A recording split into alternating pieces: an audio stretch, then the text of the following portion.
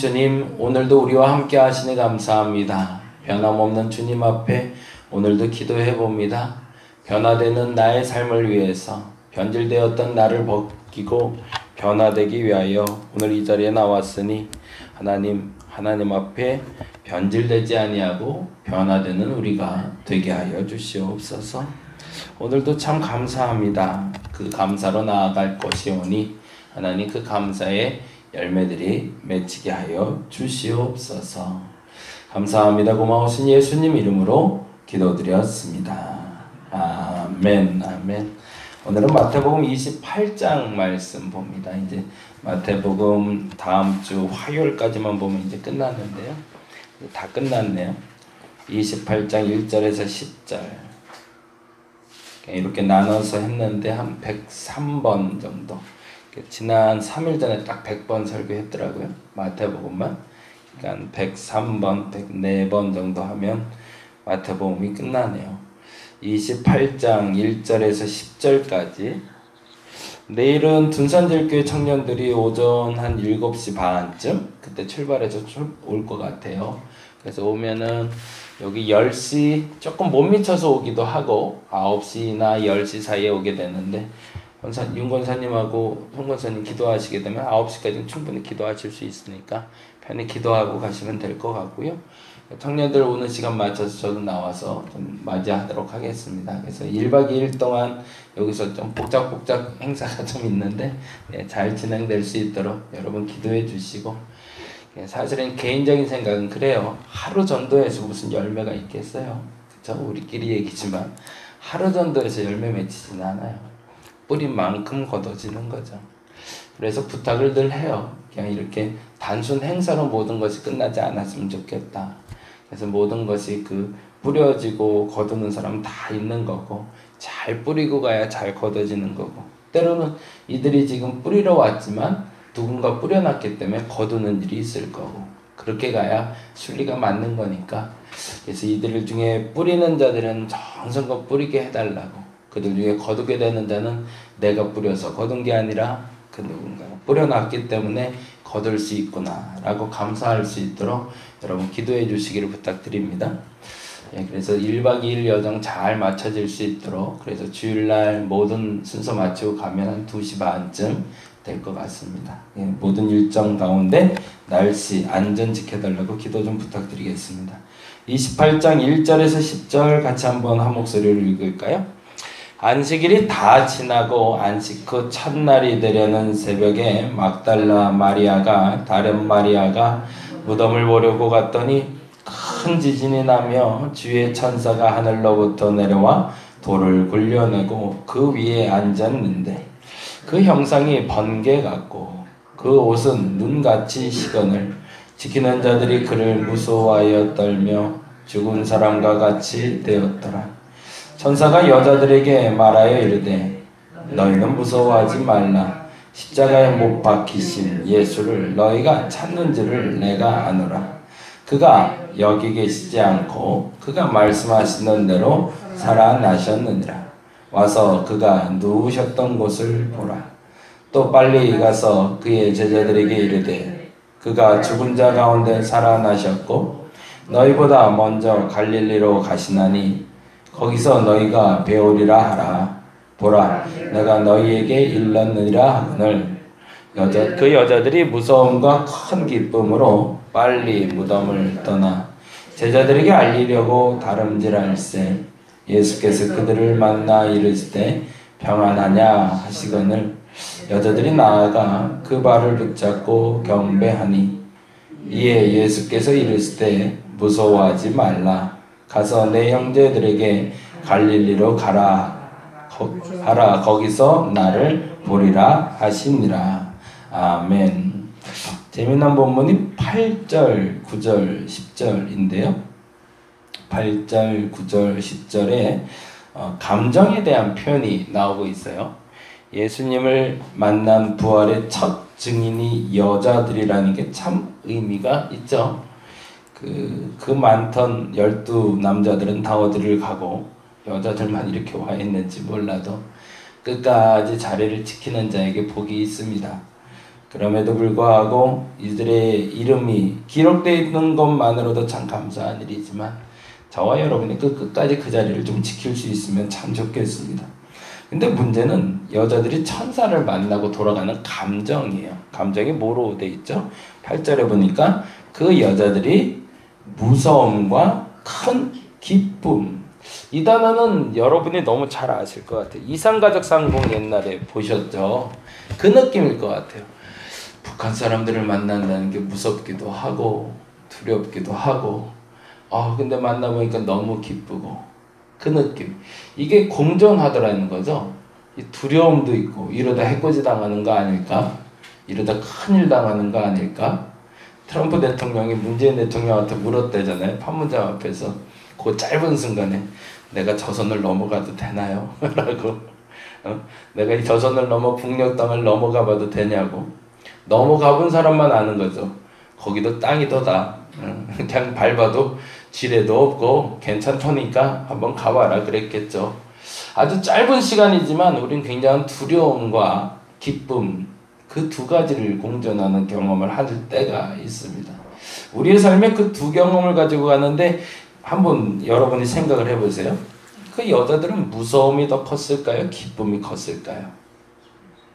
기쁨이 컸어야 되는데 근데 문제는 뭐냐면 솔직히 말하면 그 여자들이 아직 예수를 안 만났어요. 뭐만 보고 간 거죠? 빛과 같은 천사만 봤어요. 무시무시한 천사가.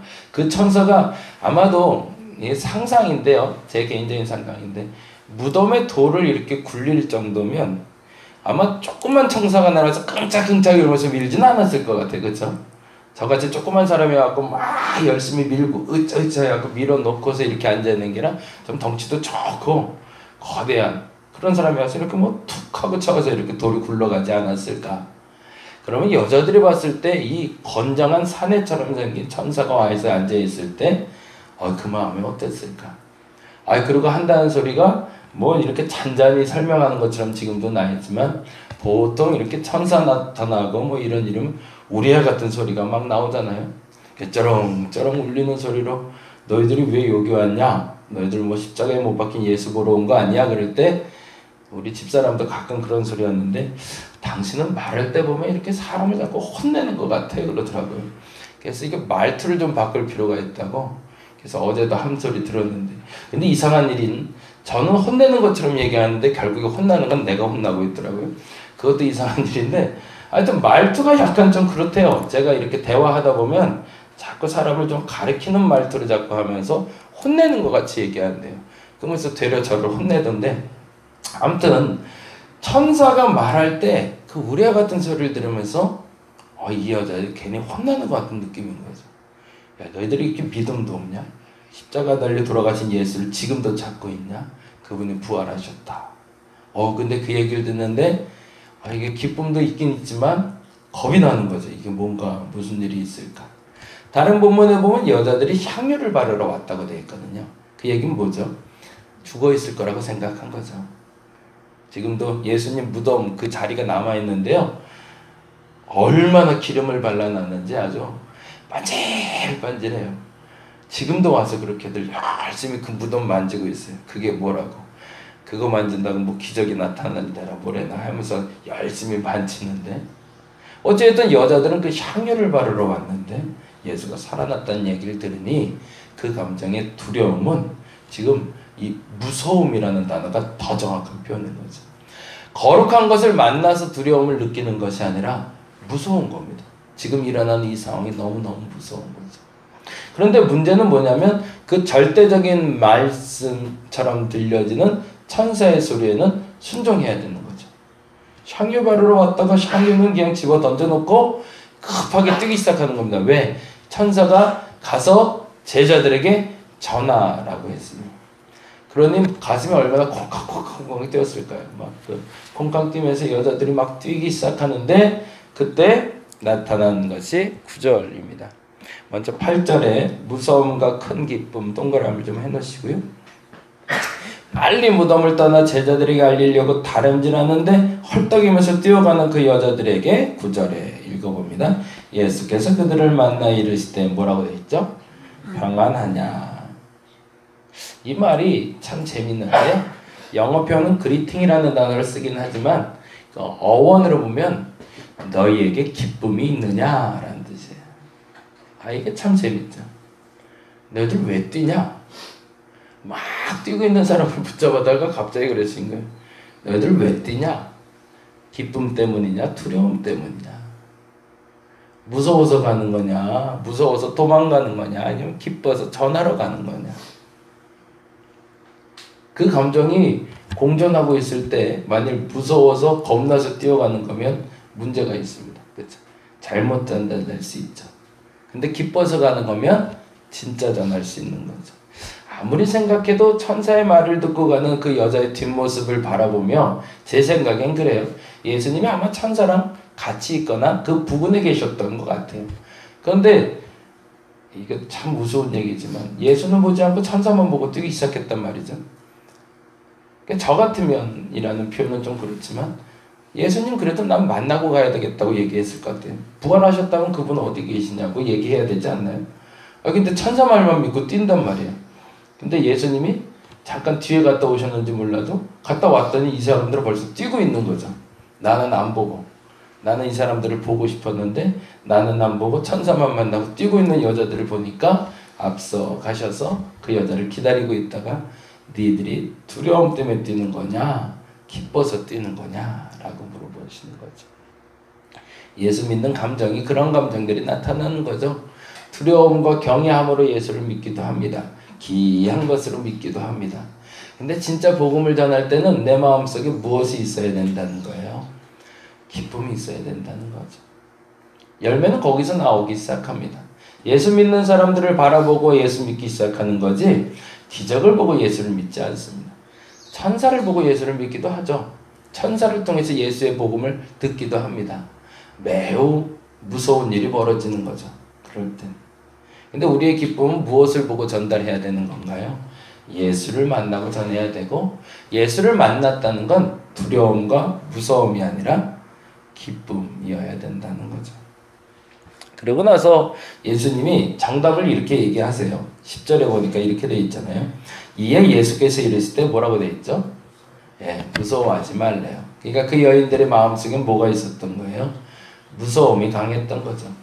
두려움과 무서움이 강했지 기쁨이 강한 건 아니었던 겁니다. 그러니까 야 무서워서 가지 마. 난 무서운 사람 아니야. 난 좋은 사람이야. 라고 이야기하시면서 더 재미난 표현이 나오는데 천사는 말하기를 그렇게 얘기했잖아요. 천사는 제자들에게 전하라고 얘기했지만 그 7절에 보니 또 빨리 가서 그의 제자들에게 라고 되어 있는데 예수께서는 무서워하지 말라라고 얘기하고 이렇게 얘기하십니다. 가서 내 형제들에게 전하라고. 얼마나 밉상들이에요. 그 죽음의 순간 다 떠나 있던 그 사람들인데 그들에게 이렇게 전하래요. 내 제자들에게 전하라라고 얘기하지 않고 내 형제들에게 전하라고 그래요. 그 표현에 굉장히 큰 차이가 있는 거죠. 스승이 제자에게 너 나중에 화장실로 따라와. 이 말은 굉장히 무서운 얘기죠. 너 한번 두고 보자 라는 얘기인데 스승이 제자에게 하는 말이 아니라 형이 동생에게 하는 말처럼 형제들이라는 표현을 쓰고 계십니다. 그건 무슨 말이에요? 이미 용서했다는 거죠. 너희들이 나를 버리고 간 거에 대해서 내가 너희들 무서움을 가지고 내게 오지 말고 두려움을 가지고 오지 말고 기쁨을 가지고 갈릴리에서 만나자라는 겁니다. 우리는 종종 죄를 짓고 다시금 하나님께 돌아갑니다. 또 잘못을 하고 하나님께 돌아가려고 합니다. 그때 어떤 감정이 나올까요? 무서움과 두려움이죠. 또 혼나지 않을까? 아휴, 또 잘못했는데, 또 기도하는데 또 들어주실까, 설마? 근데 그 두려움을 가지고 뛰지 말라는 겁니다. 잘못할 수 있다는 겁니다. 실수할 수 있다는 겁니다. 기도하다 보면, 때로는 우리의 과거의 그 습관들, 성격들, 잘못들이 툭툭 또 나와서 그 무서움으로, 왜냐하면 혼날까봐 겁나서 그 두려움으로 기도하고 있을 때 주께서 우리에게 친히 다가오실 겁니다. 그리고 이야기하실 거죠. 무서워하지 마라. 혼날 거 무서워하지 말고 그거 겁내하지 말고 기쁨으로 내게 와라. 그리고 내 제자가 아니라 형제로 함께 하자. 저와 오늘 그 말씀을 들을 수 있는 한 날이 되시길 간절히 바랍니다. 어제와 다른 오늘을 우리는 또 살고 있는데 어제의 죄 때문에 또 다가오기를 어려워하는 형제들이 있다면 그 형제들을 다시 초대해 주시기 바랍니다. 그래서 그들이 무서워서 두려워서 예수를 떠나지 않도록 그렇게 전해 주시기 바랍니다. 예수님은 기쁨으로 평안으로 너희를 기다리고 있다고. 그리고 너희를 제자라 부르지 않고 형제라 부르기 원하신다고. 그렇게 복음이 전파돼서 그들에게도 진짜 복음이 온전히 전달되는 저와 여러분이 되시기를 간절히 바랍니다. 기도하겠습니다. 우리는 늘 죄를 짓습니다. 또 실수합니다. 그리고서 눈치 봅니다. 이러다 또 혼나는 거 아닌가? 맨날 혼나면서도 그 혼나는 게 늘 두렵습니다. 이러다 하나님한테 호되게 맞는 거 아닌가? 그래서 무서워서 뛰기 시작합니다. 큰일 날 것 같아서. 가면 크게 혼나겠다. 근데 주께서는 얘기하십니다. 무서워하지 말라. 두려워하지 말라. 큰 기쁨으로 뛰라. 감사로 뛰라. 오늘 주님 앞에 그렇게 나아가게 하여 주옵소서. 잘못 없는 인생 없기 때문에 오늘도 그 잘못을 가지고 나왔지만 두려움이 아니라 기쁨으로 주님을 만나게 하여 주옵소서. 여인들의 마음속에 두려움이 싹 들 때 그 두려움을 사라지게 하시고 기쁨으로 채워주신 주님 앞에 섰던 것처럼 나도 오늘 주님 앞에 서게 하여 주시옵소서. 감사합니다. 이제 둔산제일교회 청년들이 내일 도착하게 됩니다. 1박 2일 여정이 참 감사하는 시간들 되게 하시고 걱정과 근심이 아니라 기쁨과 평안과 위로가 있게 하시고 무엇보다도 안전 지켜 주옵시며 무엇보다도 건강 지켜 주옵시며 무엇보다도 모두에게 기쁨이 있게 하여 주시옵소서. 감사합니다. 고마우신 예수님 이름으로 기도드렸습니다. 다 같이 기도하고 돌아가도록 하겠습니다.